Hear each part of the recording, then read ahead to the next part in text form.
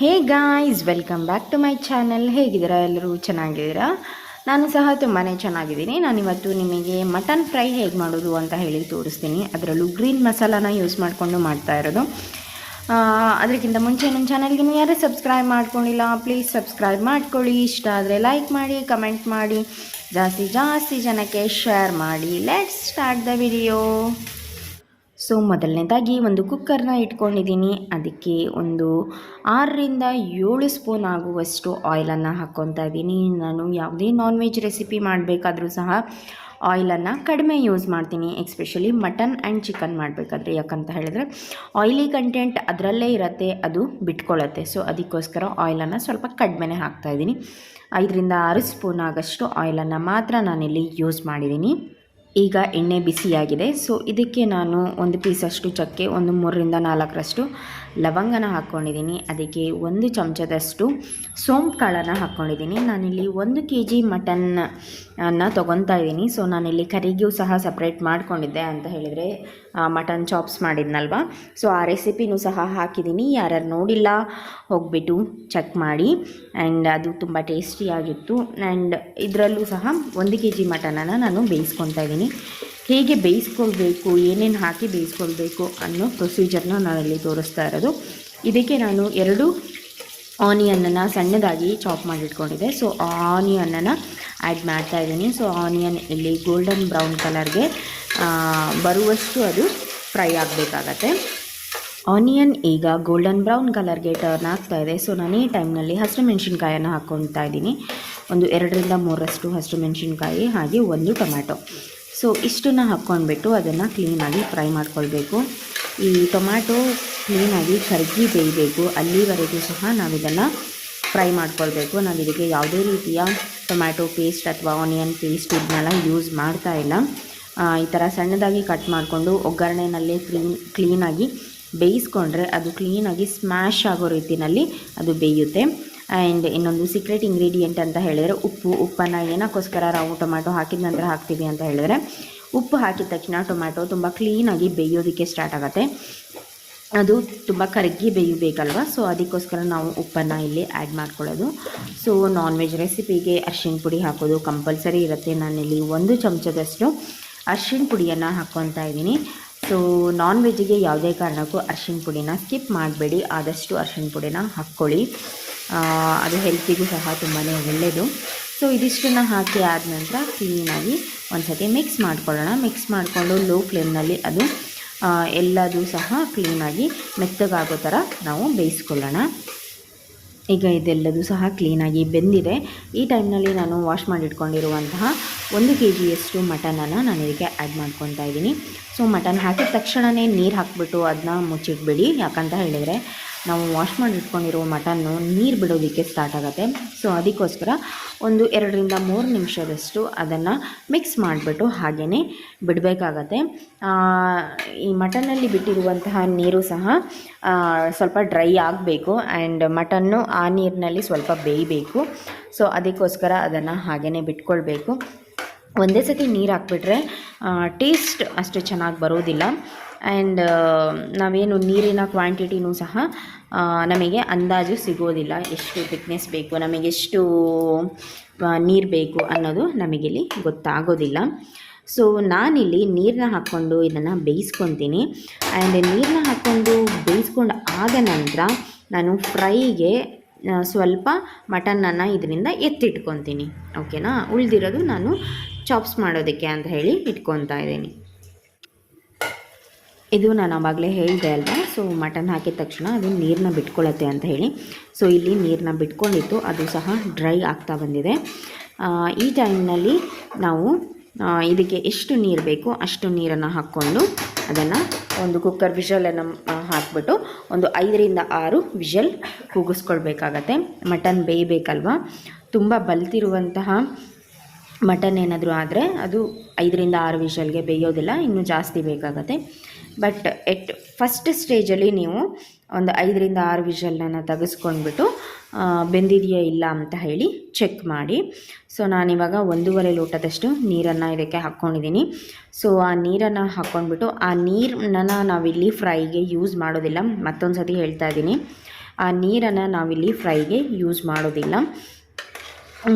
ಇದನ್ನು ಇವಾಗ ಕ್ಲೀನಾಗಿ ಬೇಯಿಸ್ಕೊಳ್ಳೋಣ ನಾವು.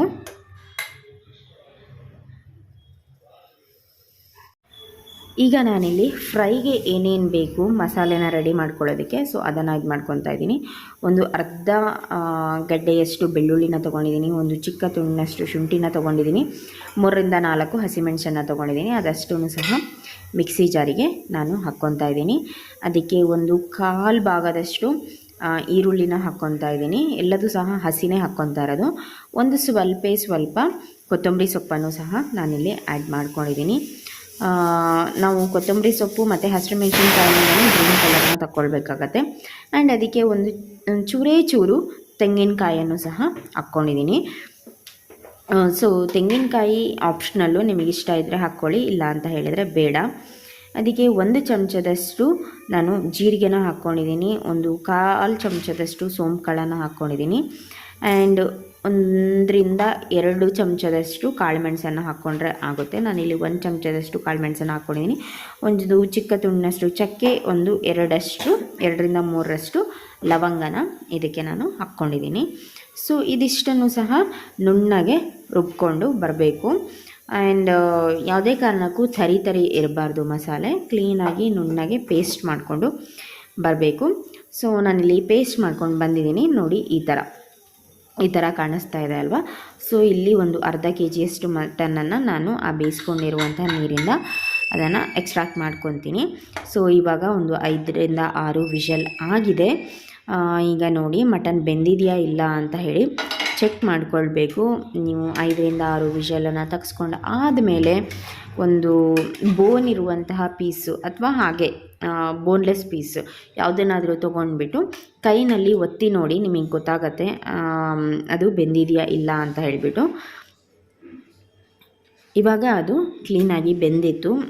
ಇದು ಸ್ವಲ್ಪ ಎಳೆಯದೇ ಇತ್ತು. ಸೊ ಅದಕ್ಕೆ ಒಂದು 5-6 ವಿಷಲ್ಗೆ ಇದು ಬೆಂದೋಗ್ಬಿಟ್ಟಿತ್ತು. ಇದರಿಂದ ನಾನು ಸ್ವಲ್ಪ ಮಟನನ್ನು ಎತ್ತಿಟ್ಕೊಂಡಿದ್ದೀನಿ. ಈಗ ನಾನು ಒಂದು ಪ್ಯಾನನ್ನು ಸ್ಟವ್ ಮೇಲೆ ಇಟ್ಕೊಂಡ್ಬಿಟ್ಟು, ಸೊ ಅದಕ್ಕೆ ನಾನು ಆಯಿಲನ್ನು ಹಾಕ್ಕೊಳ್ತೀನಿ. ಈಗ ಇದು ಆಯಿಲ್ ಬಿಸಿಯಾಗಿದೆ. ಸೊ ಈ ಆಯಿಲಿಗೆ ನಾನು ಸಣ್ಣದಾಗಿ ಚಾಪ್ ಮಾಡಿ ಇಟ್ಕೊಂಡಿರುವಂತಹ ಬೆಳ್ಳುಳ್ಳಿನ ಹಾಕ್ಕೊಂಡಿದ್ದೀನಿ. ನಾನೊಂದು 3 ಬೆಳ್ಳುಳ್ಳಿ ಬೇಳೆನ ತೊಗೊಂಡ್ಬಿಟ್ಟು ಅದನ್ನು ಸಣ್ಣದಾಗಿ ಚಾಪ್ ಮಾಡಿ ಇಟ್ಕೊಂಡಿದ್ದೀನಿ. ಒಳ್ಳೆ ಘಮ ಕೊಡುತ್ತೆ. ನಾವು ಗಾರ್ಲಿಕ್ಕನ್ನು ಈ ಥರ ಒಗ್ಗರಣೆಗೆ ಹಾಕೋದ್ರಿಂದ ತುಂಬ ಒಳ್ಳೆಯ ಫ್ಲೇವರ್ ಬರ್ತಾ ಇರುತ್ತೆ. ಯಾವುದೇ ಫ್ರೈಗಾದರೂ ತುಂಬ ಚೆನ್ನಾಗಿರುತ್ತೆ. ಈವನ್ ಫಿಶ್ ಮಸಾಲ ಫ್ರೈ ಮಾಡಬೇಕಾದ್ರೂ ಈ ಥರ ಗಾರ್ಲಿಕ್ಕನ್ನು ಕಟ್ ಮಾಡಿ ಹಾಕ್ಕೊಳ್ಳೋದು ಏನಕ್ಕೋಸ್ಕರ ಅಂತ ಹೇಳಿದರೆ ಒಳ್ಳೆಯ ಒಂದು ಘಮ ಬರುತ್ತೆ ಅಂತ ಹೇಳಿಬಿಟ್ಟು ಇದನ್ನು ನಾನು ಲೋ ಫ್ಲೇಮ್ನಲ್ಲೇ ಇಟ್ಕೊಂಡು ಫ್ರೈ ಮಾಡ್ಕೊತಾ ಇದ್ದೀನಿ. ಇದಕ್ಕೆ ನಾನು 1 ಚಮಚದಷ್ಟು ಸೋಂಪು ಕಾಳನ್ನು ಹಾಕ್ಕೊತಾ ಇದ್ದೀನಿ. ಸೊ ಸೋಂಪು ಕಾಳು ಹಾಕ್ಕೊಳ್ಳೋದು ಅಷ್ಟೇ ಫ್ಲೇವರ್ಗೋಸ್ಕರ. ಅದರಲ್ಲಿ ಏನು ಟೇಸ್ಟ್ ಎಲ್ಲ ಏನು ಚೇಂಜಸ್ ಎಲ್ಲ ಏನೂ ಆಗೋದಿಲ್ಲ. ಜಸ್ಟ್ ಫ್ಲೇವರ್ ಪರ್ಪಸ್ಗೋಸ್ಕರ ನಾವು ಹಾಕ್ಕೊಳ್ಳೋದು. ಫ್ಲೇವರ್ ಚೆನ್ನಾಗಿತ್ತು ಅಂತ ಹೇಳಿದರೆ ಅಫ್ಕೋರ್ಸ್ ಟೇಸ್ಟ್ ಸಹ ನಮಗೆ ಚೆನ್ನಾಗಿ ಅನಿಸತ್ತಲ್ವ. ಸೊ ಅದಕ್ಕೋಸ್ಕರ ಈಗ ನಾನು ಇದಕ್ಕೆ ರುಬ್ಬಿಟ್ಕೊಂಡಿರುವಂತಹ ಮಸಾಲೆನ ಇದಕ್ಕೆ ಆ್ಯಡ್ ಮಾಡ್ತಾಯಿದ್ದೀನಿ. ಆ್ಯಂಡ್ ಇನ್ನೊಂದೇನು ಅಂತ ಹೇಳಿದರೆ ನಾವು ಮಸಾಲೆನ ಆ್ಯಡ್ ಮಾಡಿ ಸ್ವಲ್ಪ ಫ್ರೈ ಮಾಡಿಕೊಳ್ಳೇಬೇಕು. ಏತಕ್ಕೋಸ್ಕರ ಅಂತ ಹೇಳಿದರೆ ನಾವು ಎಲ್ಲದೂ ಸಹ ಹಸಿ ಪದಾರ್ಥಗಳನ್ನೇ ತೊಗೊಂಡು ಮಸಾಲೆನ ರೆಡಿ ಮಾಡಿಟ್ಕೊಂಡಿರೋದು. ಸೊ ಅದಕ್ಕೋಸ್ಕರ ಆಯಿಲಲ್ಲಿ ಇದು ಸ್ವಲ್ಪ ಫ್ರೈ ಆಗಲೇಬೇಕು. ಇಲ್ಲ ಅಂತ ಹೇಳಿದರೆ ಹಸಿ ಸ್ಮೆಲ್ ಬರೋದಕ್ಕೆ ಸ್ಟಾರ್ಟ್ ಆಗುತ್ತೆ, ಚೆನ್ನಾಗಿ ಅನಿಸೋದಿಲ್ಲ. ನಾನಿದಕ್ಕೆ ಸ್ವಲ್ಪ ಉಪ್ಪನ್ನು ಆ್ಯಡ್ ಮಾಡ್ಕೊತಾ ಇದ್ದೀನಿ. ಸೊ ಉಪ್ಪನ್ನು ಆ್ಯಡ್ ಮಾಡಿಕೊಂಡು ಇದನ್ನು ಸ್ವಲ್ಪ ಮಿಕ್ಸ್ ಮಾಡ್ಕೊಳ್ಬೇಕು. ಆ್ಯಂಡ್ ಅರಿಶಿಣ ಪುಡಿ ನಿಮಗೆ ಆಪ್ಷನಲ್ಲು, ಬೇಕು ಅಂದರೆ ಹಾಕ್ಕೊಳ್ಳಿ, ಬೇಡ ಅಂದರೆ ಬಿಡ್ಬೋದು. ಬಟ್ ನಾನಿಲ್ಲಿ ಯೂಸ್ ಮಾಡ್ತಾಯಿದ್ದೀನಿ. ಅರಿಶಿಣ ಪುಡಿ ನಾವು ಆಲ್ರೆಡಿ ಮಟನ್ನಿಗೆ ಹಾಕಿ ಬೇಯಿಸ್ಕೊಂಡಿರೋದ್ರಿಂದ ಆಪ್ಷನಲ್ಲು. ಸೊ ನಾನಿಲ್ಲಿ ಸ್ವಲ್ಪ ಅರಿಶಿಣ ಪುಡಿನೂ ಹಾಕ್ಕೊಂಡಿದ್ದೀನಿ. ಒಂದು ಅರ್ಧ ಚಮಚದಷ್ಟು ಅರಿಶಿಣ ಪುಡಿ ಮತ್ತು ಸಾಲ್ಟನ್ನು ಹಾಕ್ಕೊಂಡು ಕ್ಲೀನಾಗಿ ಇದನ್ನು ಮಿಕ್ಸ್ ಮಾಡ್ತಾಯಿದ್ದೀನಿ. ಆ್ಯಂಡ್ ಇದು ಕಂಪ್ಲೀಟಾಗಿ ಸ್ವಲ್ಪ ಏನು ಹಸಿ ಸ್ಮೆಲ್ ಇರುತ್ತಲ್ವ, ಸೊ ಅದಷ್ಟು ಸಹ ಹೋಗೋವರೆಗೂ ಸಹ ಅದನ್ನು ಲೋ ಫ್ಲೇಮ್ನಲ್ಲೇ ಇಟ್ಕೊಂಡು ಬಿಸಿ ಮಾಡ್ಕೊತಾ ಇದ್ದೀನಿ. ಈಗ ನಾವಿದಕ್ಕೆ ಬೆಂದಿರುವಂತಹ ಮಟನನ್ನು ಹಾಕ್ಕೊತಾ ಇದ್ದೀನಿ. ಸೊ ಈ ಮಟನನ್ನು ಹಾಕಿಬಿಟ್ಟು ಆ ಮಸಾಲೆನ ಕ್ಲೀನಾಗಿ ಮಿಕ್ಸ್ ಮಾಡ್ಕೊಳ್ಬೇಕು. ತುಂಬ ಟೇಸ್ಟಿಯಾಗಿರುತ್ತೆ. ಬಿಸಿ ಬಿಸಿ ಅನ್ನಕ್ಕೆ ಏನು ಸಹ ಸಾಂಬಾರು ಸಹ ಇಲ್ಲದೇನೂ ಸಹ ಇದನ್ನೇ ನಂಚ್ಕೊಂಡು ತಿನ್ಬೋದು. ತುಂಬ ಟೇಸ್ಟಿಯಾಗಿರುತ್ತೆ. ಆ್ಯಂಡ್ ಇನ್ನೊಂದು ಈ ಚಪಾತಿ ಜೊತೆ ಆ್ಯಂಡ್ ನೀವು ದೋಸೆ ಮಾಡ್ಕೊತೀರಾ ಅಲ್ವಾ, ಸೊ ಅದ್ರ ಜೊತೆ ಇಲ್ಲ ಅಂತ ಹೇಳಿದರೆ ಬರೀ ಏನಾದರೂ ಒಂದು ರಸಮ್ ಅಥವಾ ಬೇಳೆ ಸಾರು ಈ ಥರ ಮಾಡಿಕೊಂಡು ಸೈಡಲ್ಲಿ ಇದನ್ನು ತಿಂತಾಯಿದ್ರೆ ತುಂಬ ಚೆನ್ನಾಗಿ ಅನಿಸುತ್ತೆ. ನೋಡಿ, ನಾನು ಇದನ್ನು ಕ್ಲೀನಾಗಿ ಮಿಕ್ಸ್ ಮಾಡ್ಕೊತಾ ಇದ್ದೀನಿ. ಇದು ಸ್ವಲ್ಪ ಬೇಯ್ತಾ ಬಂದಿದೆ. ಈ ಟೈಮ್ನಲ್ಲಿ ನಾನು ಇದಕ್ಕೆ ಕರಿಬೇವಿನ ಎಲೆನ ಹಾಕ್ಕೊತಾ ಇದ್ದೀನಿ. ಫುಲ್ ಒಂದು ಎಸ್ಳನಷ್ಟು ಕರಿಬೇವಿನ ಎಲೆನ ನಾನು ಇದಕ್ಕೆ ಹಾಕ್ಕೊತಾ ಇದ್ದೀನಿ. ಸೊ ಕರಿಬೇವಿನ ಎಲೆ ಲಾಸ್ಟಿಗೆ ಏನಕ್ಕೆ ಹಾಕ್ತಿದ್ದೀನಿ ಅಂತ ಹೇಳಿದ್ರೆ, ಅದು ಅಷ್ಟೇ ಲಾಸ್ಟಿಗೆ ಹಾಕೋದ್ರಿಂದ ಫ್ಲೇವರ್ ಬರುತ್ತೆ. ಫಸ್ಟಿಗೆ ನಾವು ಹಾಕ್ಕೊಂಡ್ರೂ ಸಹ ನಡೆಯುತ್ತೆ, ಬಟ್ ಈ ಥರ ಲಾಸ್ಟಿಗೆ ಹಾಕಿದ್ರೆ ಇನ್ನೂ ಚೆನ್ನಾಗಿ ಅದು ಫ್ಲೇವರ್ನ ಕೊಡ್ತಾ ಇರತ್ತೆ. ಸೊ ಅದಕ್ಕೋಸ್ಕರ ನಾನು ಲಾಸ್ಟಿಗೆ ಕರಿಬೇವಿನ ಎಲೆನ ಹಾಕ್ಕೊಂಡಿದ್ದೀನಿ. ಇದು ಸಹ ಆಪ್ಷನಲ್ ಆಗಿರುತ್ತೆ, ನಿಮಗೆ ಇಷ್ಟ ಇದ್ದರೆ ಹಾಕ್ಕೊಳ್ಬೋದು, ಇಲ್ಲ ಅಂತ ಹೇಳಿದರೆ ಬಿಡ್ಬೋದು.